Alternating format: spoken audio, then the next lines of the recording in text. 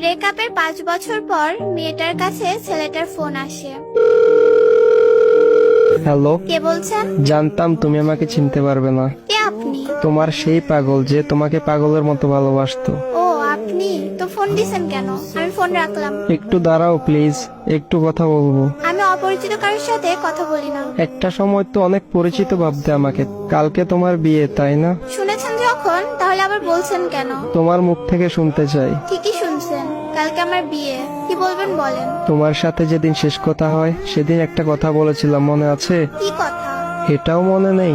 বলেছিলাম যেদিন তোমার বিয়ে হবে সেদিন এই দুনিয়া থেকে হারিয়ে যাব। শুধু শুধু পাগলামি করবেন না।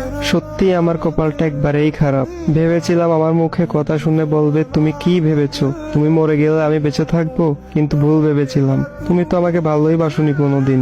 জানো, আমি একবারে একা হয়ে গেছি, বাসা থেকে চলে এসেছি। আমি থাকলে নাকি সবার সমস্যা হয়। এমন ভাবে কথা বলছেন কেন? বিষ খেয়েছি তো, তাই এমন একটু কষ্ট হচ্ছে। সমস্যা নাই, একটু পরে নিশ্চুপ হয়ে যাব। কি কেন এমন করছো? জানো, আমার অনেক কষ্ট হচ্ছে। তুমি এখন কোথায় আছো? বলতে পারবো না, আর জেনেও কোনো লাভ নেই।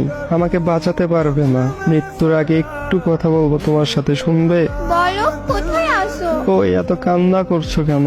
একটুও কান্না করবে না। জানো, অনেক স্বপ্ন ছিল তোমাকে নিয়ে। তোমার কোলে মাথা রেখে ঘুমাবো। শোনো, আমার সময় মনে হয় এখনই শেষ। ভালো থেকো। তুমি এমনটা কেন করলে? হ্যালো, কথা বলো না কেন? ওই হ্যালো।